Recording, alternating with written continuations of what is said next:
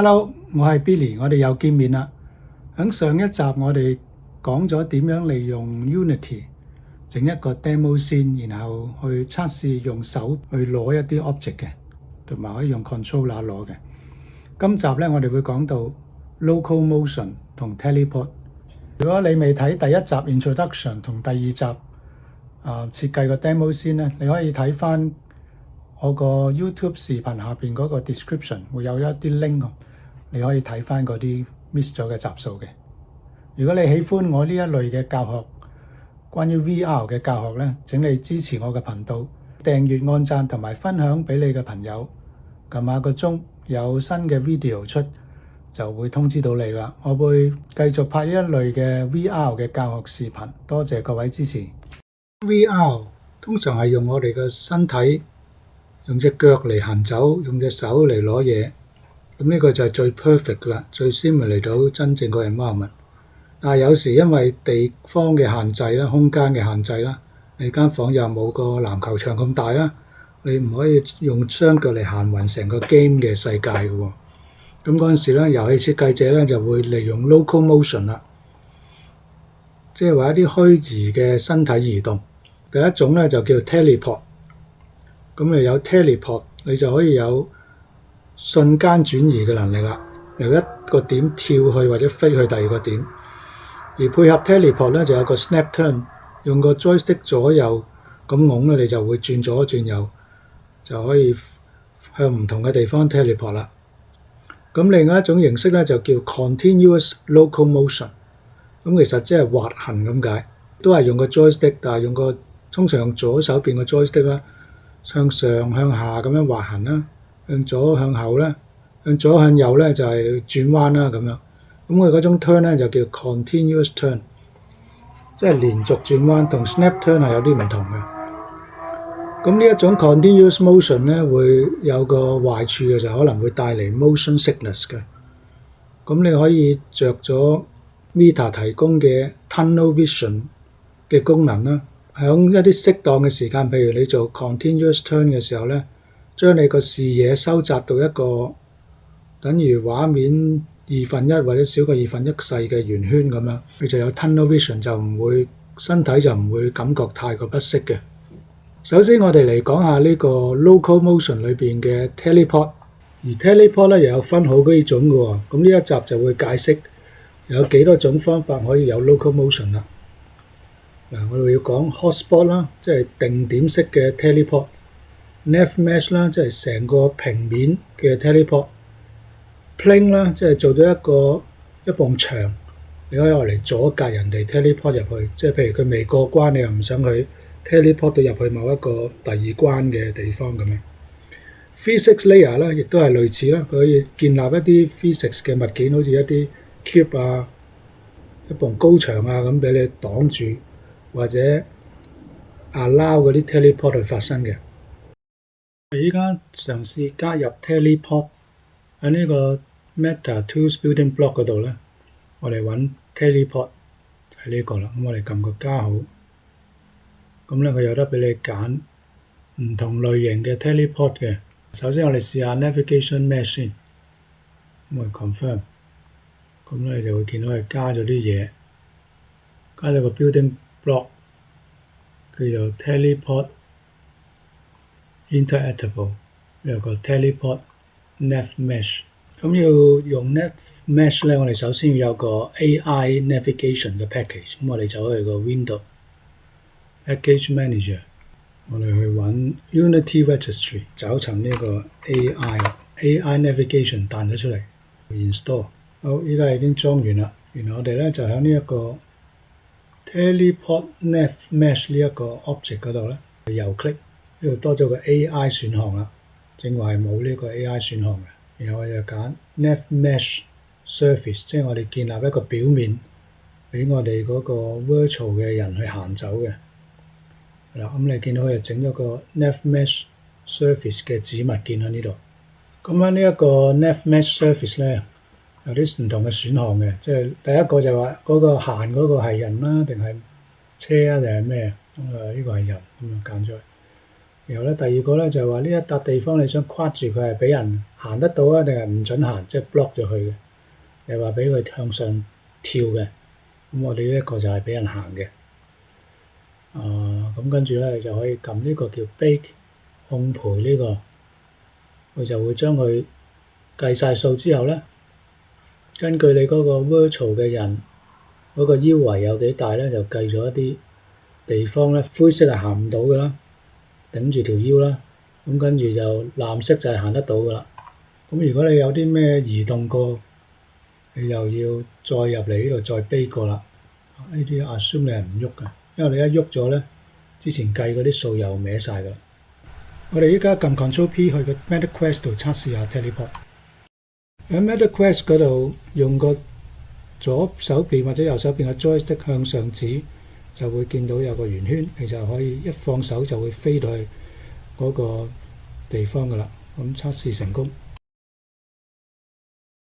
咁我哋依家試下 teleport 嘅 hotspot 啦。咁我哋就喺 teleport 呢度咧 ，building blocks 嘅 teleport 呢度撳加號啦。嗱，我哋就揀 hotspot， 咁然後 confirm。咁佢咧又會擺咗個叫做 teleport hotspot 嘅物件喺度。咁咧嗰個 teleport hotspot 咧就係你要睇下搬去邊個位啦。咁我哋試下搬去呢一度，一陣間我哋就可以測試啦。咁如果你想整多幾個，你就可以撳 highlight 佢，撳 Ctrl D 啦，整多個出嚟啦。整多出嚟又將佢搬去第二度啦。咁你發覺有兩個 hotspot 啦，呢個啦同埋呢個啦。咁你都係繼續整多幾個，整翻去後邊，整4個咁樣試下。咁佢可以走來走去啦。然後整多個翻原本位置啦。喺個 MetaQuest 度，你用個 joystick 向上拱啦，指住有 hotspot 嘅地方咧，佢就可以飛到過去嗰度啦。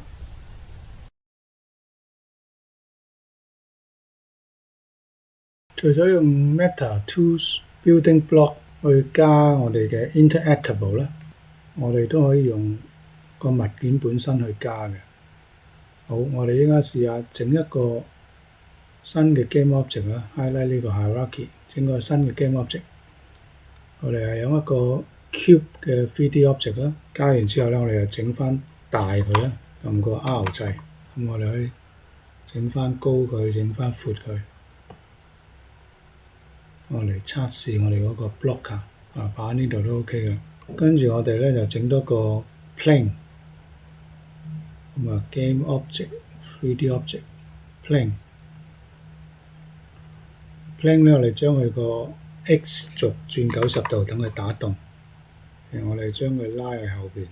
好，我哋整咗呢兩個 physical 嘅 object， 然後我哋咧就要喺佢度加我哋嘅 teleport 嘅 interactable 啦。咁我哋 highlight 咗 cube， 然後用 right click 去揾一個叫做 interaction SDK 嘅，呢個就係啦。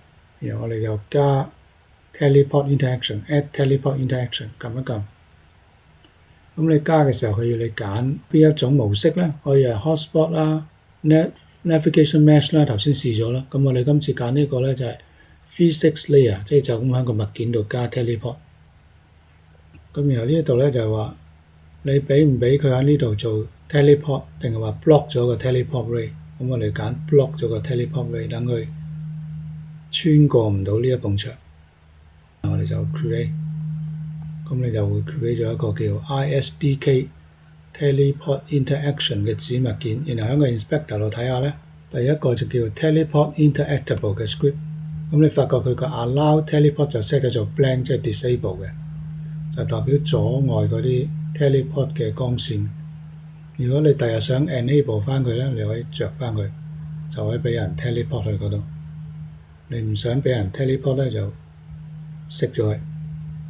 好，然後我哋咧再喺個 plane 嗰度又做多一次同樣嘅動作。plane 我哋又揀右 click， 然後揀 interaction SDK， 然後就再揀 add teleport interaction。跟住我哋呢一度咧 interactable type 咧，我哋就揀 plane 啦。然後咧我哋又係話 block 個 teleport ray， 然後就 create。跟住我哋見到個 plane 咧，個 teleport interaction 就加咗啦，跟住佢再加埋個 plane 添 ，plane surface script 佢加咗個，咁我哋咧就可以測試啦。咁你見到嗰個 teleport 嗰條光線咧就變咗紅色，即係話穿過唔到嗰個埲牆嘅，因為我哋埲牆咧就 set 咗係唔 allow teleport 嘅。下一樣嘢要講嘅就係 continuous locomotion 啦。要 set up continuous locomotion 就好簡單嘅啫。首先我哋要揾到我哋個 camera rig。咁如果你用 building block 嚟起咧，你就會有個 building block camera rig 啦。然之後咧，我哋就撳 right click， 佢就會開到呢一個 menu， 然後揀 create empty parent。咁佢就會開一個 parent object 去包埋呢一個 camera rig 啦。咁我哋即刻將個 parent object 改咗名做 player， 呢個就係我哋第日會用嘅 virtual player 嗰個 parent object。然後咧，我哋就喺呢個 player 嗰度咧加啲嘢啦。咁我哋就喺 inspector 度 search for OVR player controller， 咁你就會 search 到一個叫 OVR player controller 嘅嘢，咁你撳佢，佢就會自動加咗落去你嗰個 object 嘅 inspector 嗰度啦。咁咧佢亦都會加埋一個叫 character controller 嘅物體喎。character controller 就係 Unity provide 嘅，我哋 control 個 character 喺個地方度行走嘅。咁你見到裏邊有好多 setting 噶。首先我哋去個 character controller 嗰度睇下先。第一個 setting 就係 slope limit， 即係話你俾佢爬升嘅時候，爬樓梯嘅時候，你要最勁可以斜到幾多度呢？咁由於我個 game 可能有一啲直上直落嘅樓梯嘅，咁我就會 set 到佢比較大啲。我會 set 到佢係75度咁樣嘅，75度就夠斜去爬我嗰條樓梯度。然之後咧個 step offset 即係話每一步行幾快嘅，行幾大步嘅，咁我就減細啲啦，0.15啦。跟住咧，我就 set 佢個腰圍啦。腰圍咧就係喺嗰個 radius 嗰度。咁我個人就瘦啲，咁啊 set 做0.1。高度我又矮啲 ，set 做1.5就算啦。個 Y 咧就要 set 去高度嘅一半。咁我哋直情可以打 1.5/2， 即係 1.5 除2打落去，咁佢就會自動計到數噶啦。1.5除2係啦，就係等於0.75啦。跟住咧就係嗰個 layer override， 即係話佢嗰個 collider 同人哋碰撞嘅時候，對方嘅 collider 會唔會有啲 include 咗某啲 layer， 有啲 exclude 咗某啲 layer 咧？如果你將對方嘅 collider 咧擺咗去某啲 layer 咧，你可以呢度加落去嘅。如果你要 exclude 佢 ，default 咧就係兩樣都唔 exclude 嘅，即係話所有嘢都 include 咁解。如果唔係，你可以揀某個 layer 先 include， 或者某個 layer 去 exclude。譬如嗰啲 trigger only 嗰啲 layer， 你可以 exclude 咗佢。跟住我哋就睇嗰個 acceleration 啦，即係加速度。我哋將佢行慢啲啦，咁就由0.1改做0.05啦。即係話你一路撳住向前行咧，佢會慢慢加速嘅。咁你令到佢加速慢少少啦。跟住就有啲 damping 啊，即係啲阻離作用啊，會阻一阻你，等你去加速嘅時候唔會加速得好勁嘅。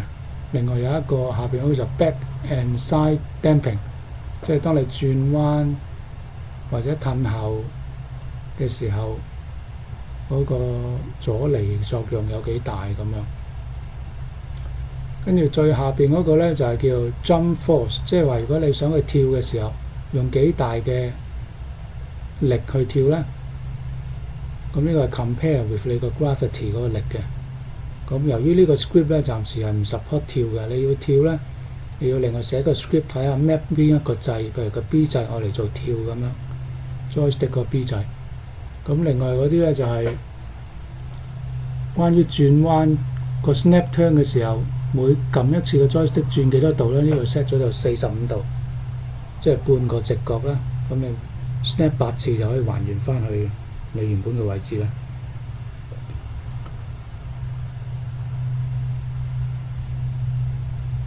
跟住呢個就 rotation amount， 即係你 continuous turns 嘅時候，每一個 time frame 係轉1.5度咁樣慢慢轉嘅。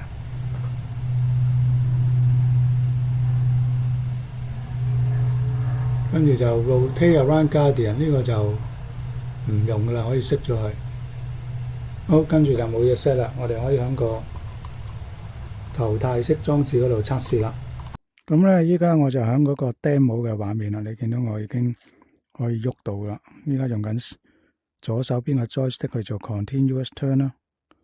哇，頭都暈埋，搞唔掂。然後我就可以行啦，向前行近啲。你發覺咧，佢行近啲嘅時候，唔知發生咩事，走咗去第二度。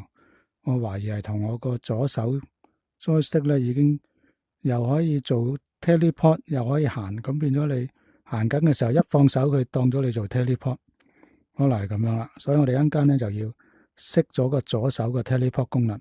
要熄咗左手嗰個 controller 嘅 teleport 功能咧，我哋首先去開嗰個 player、camera rig， 然後開嗰個 interaction， 然後開嗰個 controller interaction， 再分別開咗左同右啦。我哋用咗左手邊先啦。